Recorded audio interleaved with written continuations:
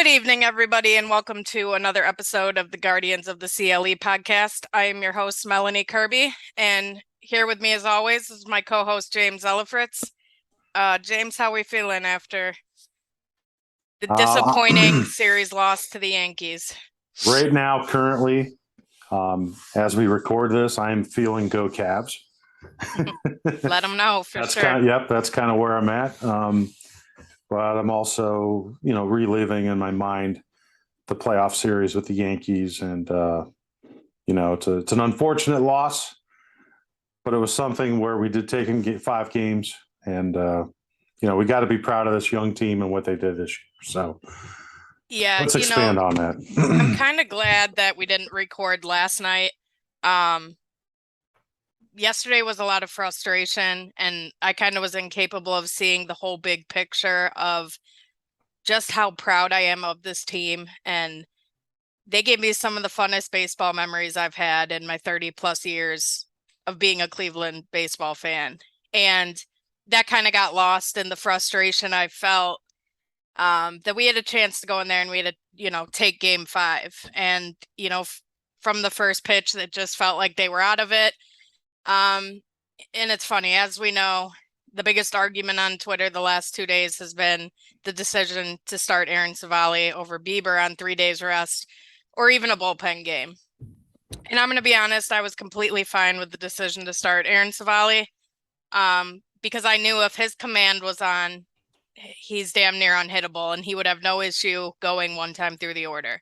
Unfortunately, his command was off from the very first pitch, and we saw the damage. He gave up the 3-run bomb to Giancarlo Stanton, which was eerily similar to Friday in game 2 when Bieber gave up the 2-run homer to Giancarlo Stanton in the first inning, also facing Nestor Cortez.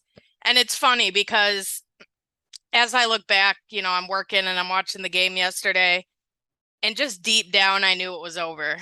I know it was only the first inning, and I know it was only 3-0, and that was before the Judge solo home run to make it 4-0.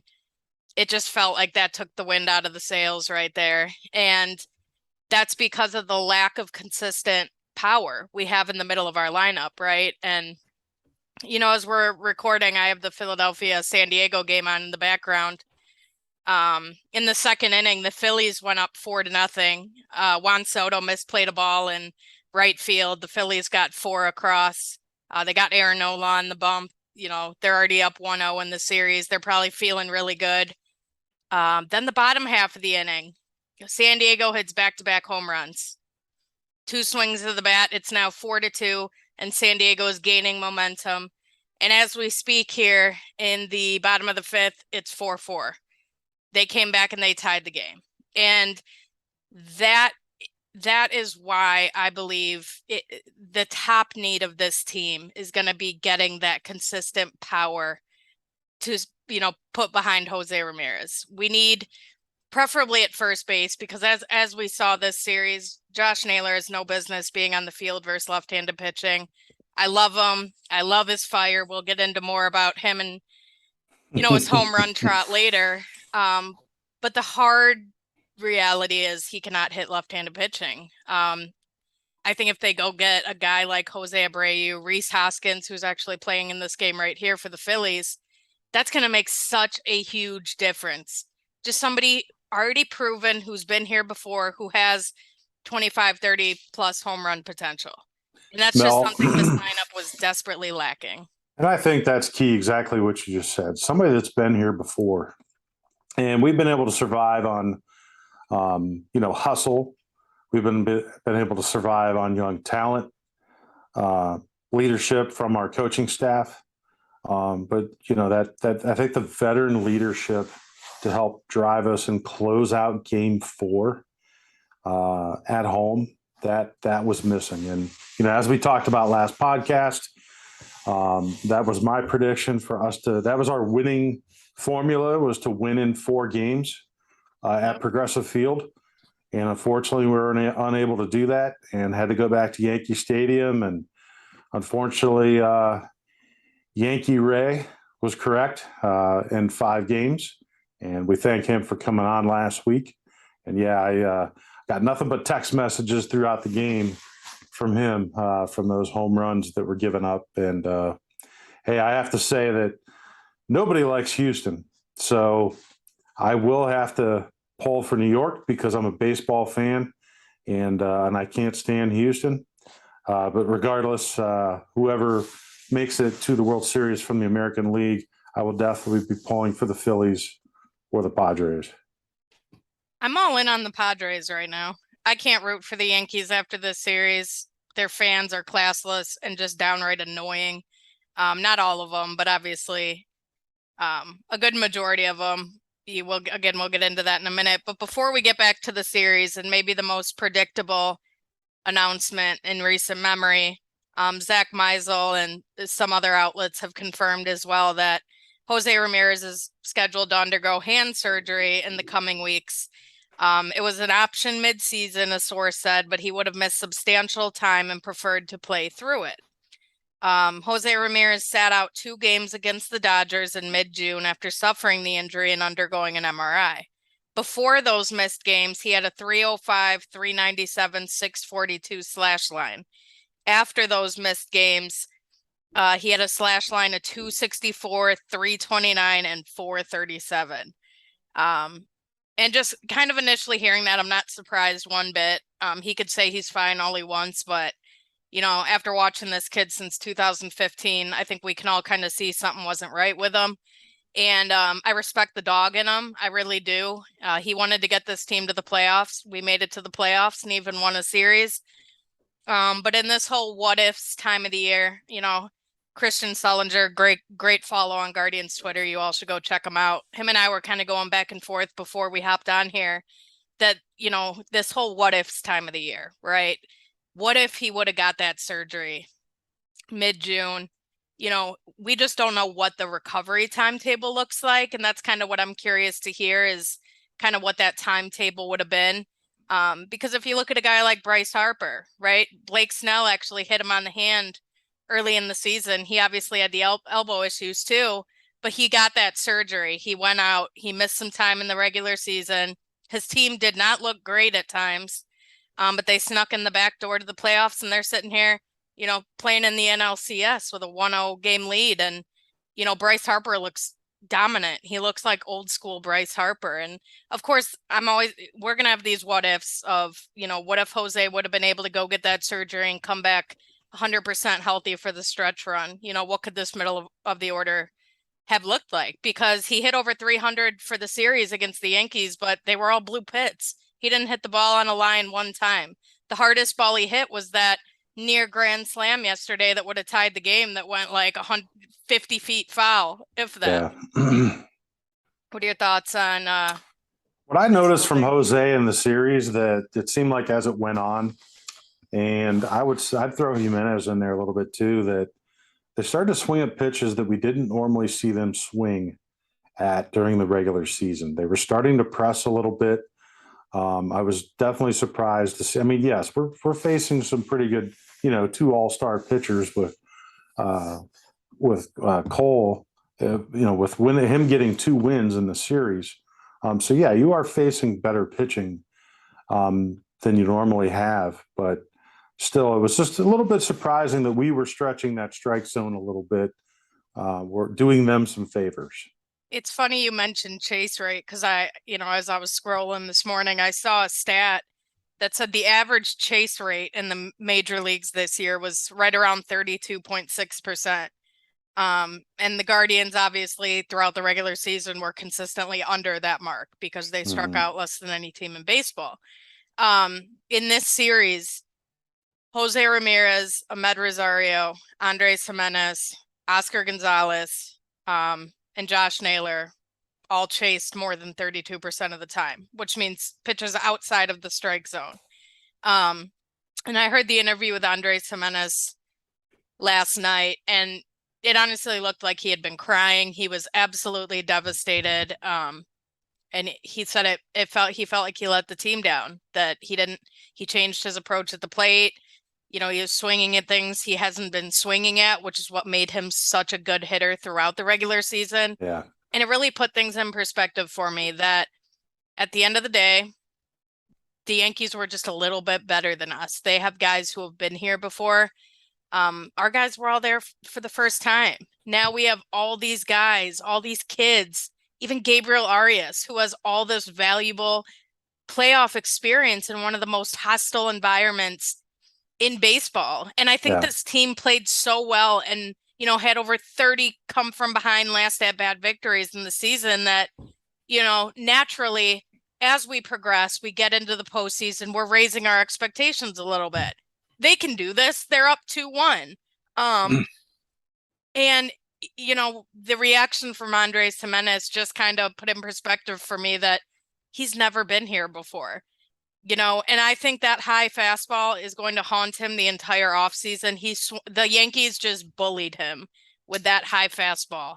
And that's kind of been, I've said it on Twitter all season. If he can lay off that high fastball, he'll be a top 10 hitter in baseball, and it's not even close. A top 10 player in all of baseball, really. It's his one kryptonite is that high fastball. And I think that's because he's such a great hitter at the off-speed pitches. Mm-hmm. I think that's the main reason. I mean, he hit a lot of his hits this year were on off-speed pitches, and just slap, whether you're hitting them in the gap, whether you're just hitting them through the hole, for a base hit. That definitely helped his season to just be able to make contact. Once again, that was the standard of our team, was to put the ball in play, and he was the one of the best guys to do it. And then just unfortunately, in this series, it just wasn't there for him. So there's a lot of things to be able to be motivated from this series, even in a loss. To take the Yankees 5 games to the max at ALDS when many didn't even think we would be there. And then you think about that Yankees team, Mel, they were hot going into All-Star break.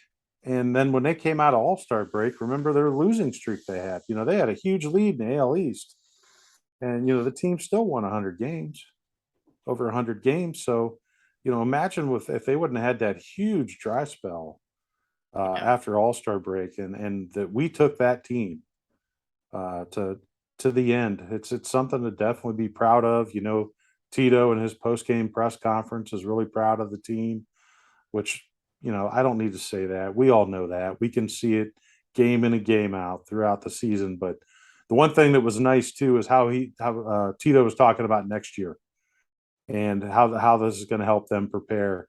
But meaning there were some people considering that they're hearing potentially is Terry going to come back, but all his messages post game of Game 5 sounded solid.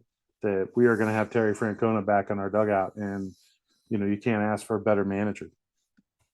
Yeah, it certainly sounds like he'll be back next year. And another kind of hot take opinion I have after watching this series is I think the Guardians' contact approach is kind of what did them in this series. I mentioned to you before the episode, we only had 9 walks compared to the Yankees' 17 walks. And the issue was was they were not able to run a pitch count up to save their lives in this series. As we mentioned, you had Nestor Cortez going in Game 5 on 3 days rest. You have to believe that in those hitter meetings, even during the rain delay, before the rain delay, that a big message from Chris Valaika had to be make this guy work, right? Yeah. And when they did make him work, he struggled a little bit. He was struggling out of the stretch. Quan hit the bloop to left field. Oswaldo Cabrera, legend has it, he's still out there trying to catch the bloop somewhere. I think he was 0 for 5 or 6 on blue pits in this series. And what's crazy to me is nobody on the Guardians slugged over 500 except for Stephen Kwan, which is crazy. He hit the ball harder than almost anybody. Stephen Kwan was 9 for 21 in the series, good for a 429 batting average in his first ever postseason action. He tried to carry this team. He did his job getting on base. Again, we know Amed Rosario had the big home run Friday. He also led the team in strikeouts. hitting behind Stephen Kwan. Actually, Andres Jimenez led with 6. He was tied with Oscar Gonzalez for second with 6.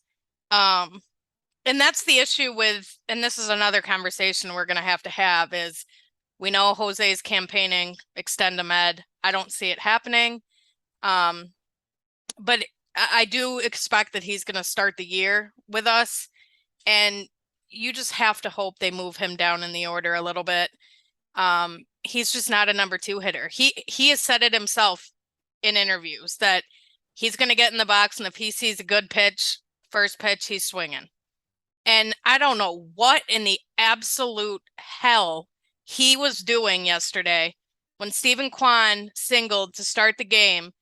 Why in God's name is Ahmed Rosario bunting? He is our strongest hitter against Nestor Cortez, and you are bunting on the second play of the game. You popped up a bunt, the absolute worst thing you could do. And I know the goal is get the runner over at all costs. But as well as Ahmed Rosario hits Nestor Cortez, get your base hit and let Kwan go first to third. You're the number 2 hitter. You've actually provided some power in this series. You're one of the only people to hit the ball hard. And you're bunting in front of Jose Ramirez. No, I didn't get it. I didn't like it. I'm thinking that, their number one goals, my goodness, we need to get a lead. It didn't feel like we played with the lead much in the entire series. That just shows, your desperate attempt of trying to get that first run over. Not that Ahmed he wanted to add to his collection of infield hits this year. Apparently, yeah, and he didn't have enough. Yeah, let's find a new way to do it. And that I think that just speaks to the desperation of the team. If you think about just the series in general, I was looking at Garrett Cole won 2 games, Cortez won 1 game.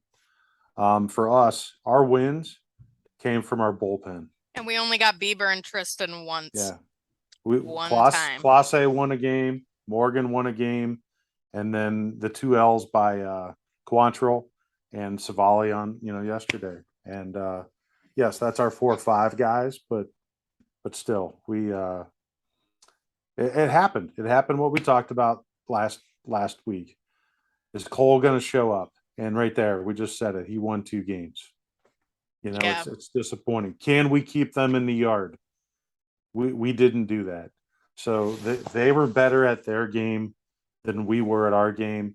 And I know you talked about our small ball and, hoping we could, so to speak, we could get some home runs and, be able to switch gears a little bit on that. But, we are who we are, unfortunately. And sure, I would have loved to seen our guys, put back-to-back home runs, back-to-back if we could. But unfortunately, that's not how we're built. And that's what the off season is going to be about, the reevaluation of the entire team.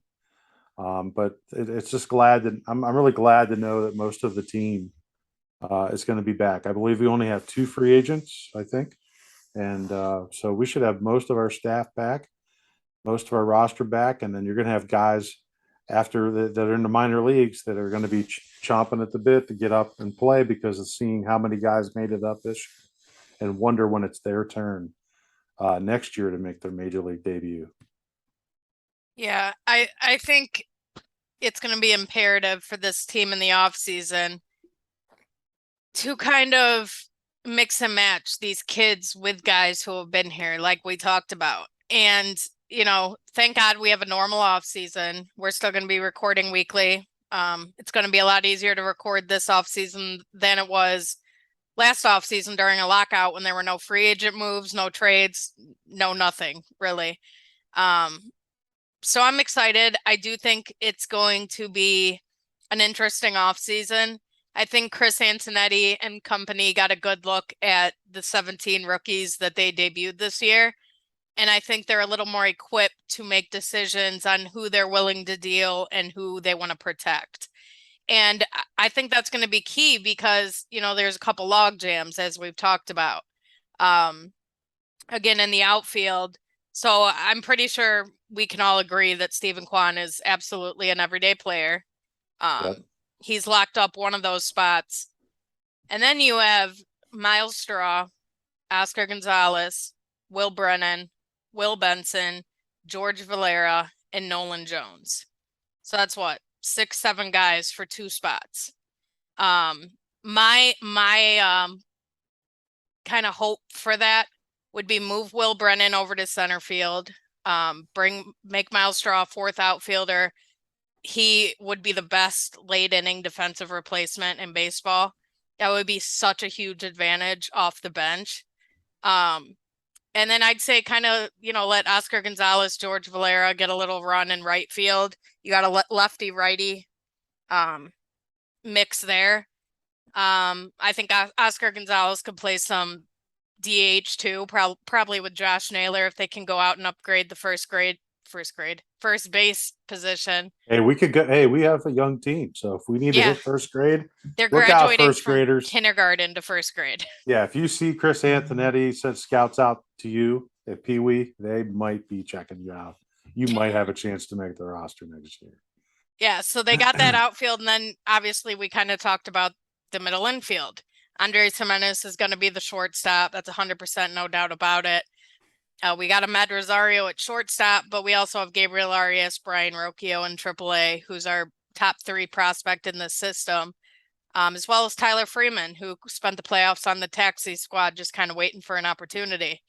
So if I had to guess, I'd say one of those 3 out of Rocchio, Freeman, and Gabriel Arias are going to be dealt, along with probably 1 or 2 of Nolan Jones, George Valera.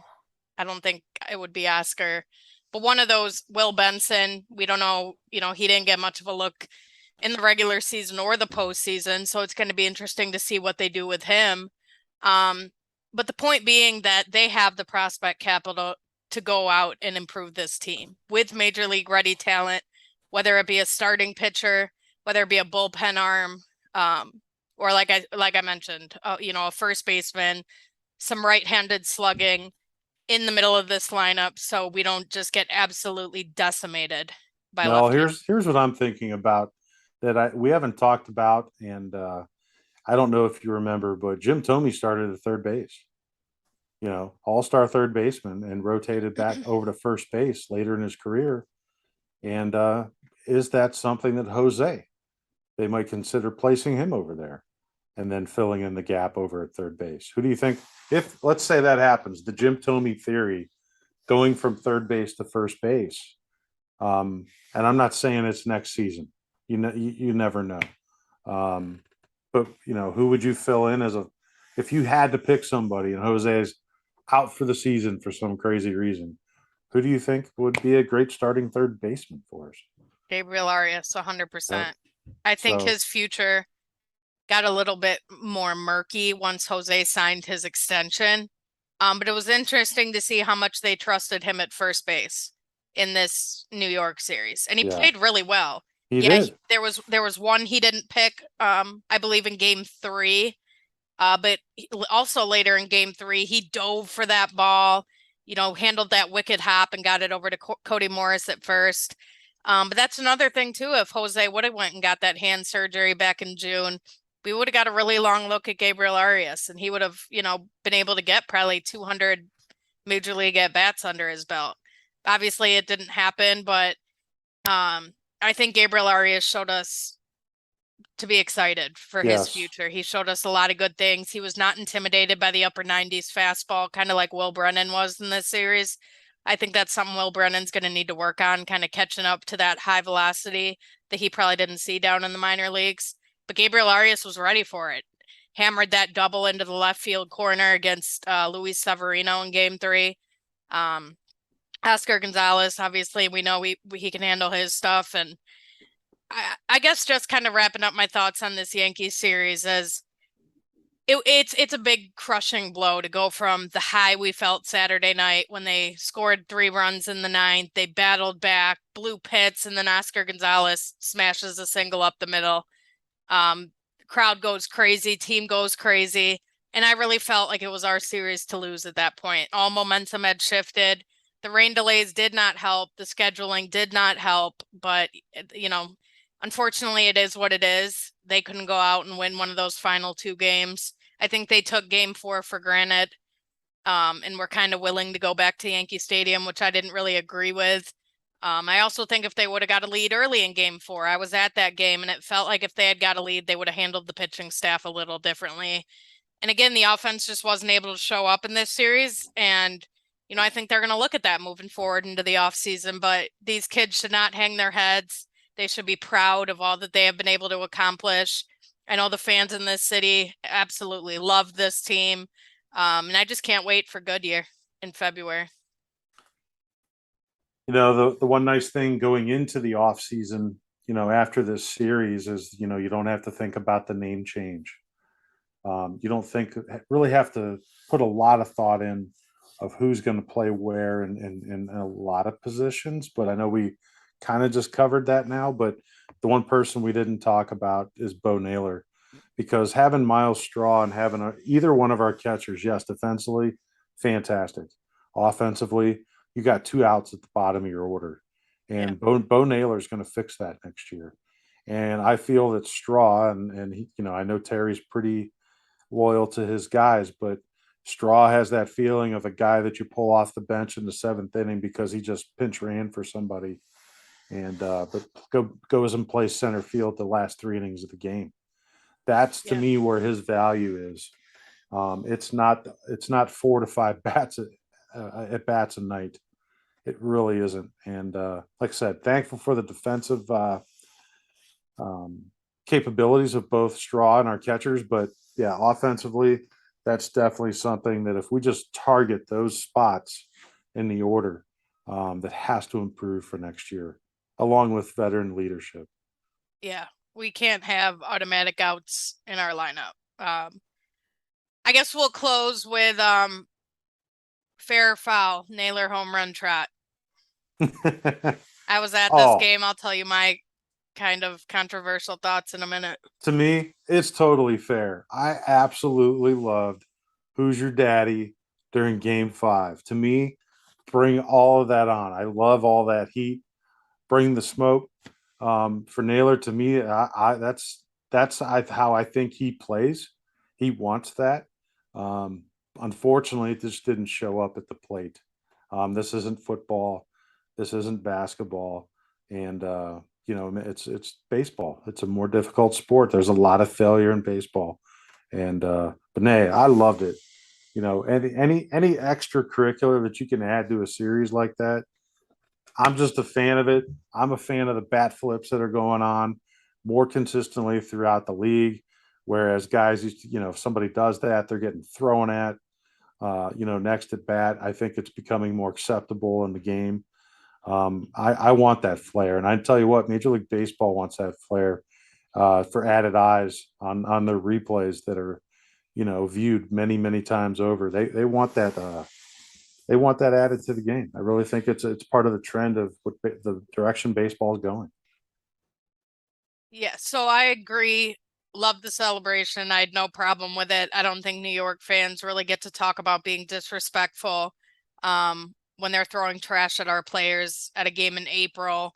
They're posting on social media about Quan 19 and all these different things that they think's acceptable, and they're going to get this bothered by a rock the baby thing. I smell a butt coming. Yeah. The only thing I did have an issue with was the timing of it. Oh yeah, there is one. Yeah, You didn't give us the lead. We were still losing. exactly. And I was at that game and everybody around me in section 553 was like, I don't know if that was a good idea. The look on Garrett Cole's face, it just looked like he got fired up. Naylor comes up, strikes out the next at bat, and he ended up hitting 182 in the series. So for me, I just don't know if the timing was right. I think it brought a lot of extra negative attention, which I do not believe was his intention when he did it. Obviously, we know from watching Josh Naylor, he's just trying to fire up the boys, Exactly. ignite a little spark, and it just didn't go that way. Nobody Yeah. was sparked up by it. There was no offense to follow that.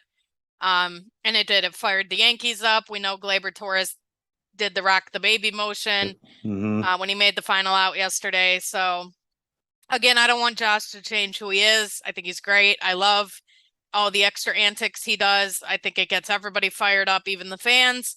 Next time, Josh, please just wait till we have the lead to I do that. know, all the positive things I said about it, I totally agree about the lead, but that shows just not having the playoff experience to an extent. However, I think he knows what he was doing anything he could to get his teammates fired up, just like you said. And yeah, it backfired. If it would have helped and we got the lead and we would have won game 4, Yeah, we'd be we would have, talking about it oh, totally yeah, different. we would talk. Yep, exactly. So, So it's just one of those things that happened. It is what it is. I'm not going to hate on him for it. And that's kind of my thoughts. So as we wrap up, an amazing 92 win Central Division Championship season. Next week we will have kind of a more in-depth season recap, off-season preview episode. We'll try to have a couple special guests on here for you, so make sure you're on the lookout for that in the coming week. And we mentioned the Cavs at the beginning of this episode. It's a good time to tell you, make sure you head over to believelandmediallc.com. Check out all our podcasts and all our written content, which covers all the major sports teams, high school sports, wrestling, Monsters hockey, all you could ask for. It's over there at believelandmediallc.com. Our whole team does a phenomenal job. yep. Make sure you check out the All Things Cavalier podcast with my guys, Joey Schneider and Brandon Lewis. They do incredible work over there. So that's going to wrap it up here for this week's episode. Again, disappointed, but fired up for the future. The future is insanely bright, and I'm glad I can kind of look at it with perspective today. Yeah, James, Mel, anything you want to add? it's been a great season. You can't be too disappointed because of we played all the way till October 18th. They bridged the gap to the Cavs, so that with the Browns having the issues that they've had, and I am absolutely proud of this team. I'm proud to be able to work with you on this podcast, and looking forward to our offseason recap. All right, we'll see you guys throughout the off season. Can't wait for Goodyear in February. Have a great week. Stay safe, stay healthy, and go Guardians. Go Guardians.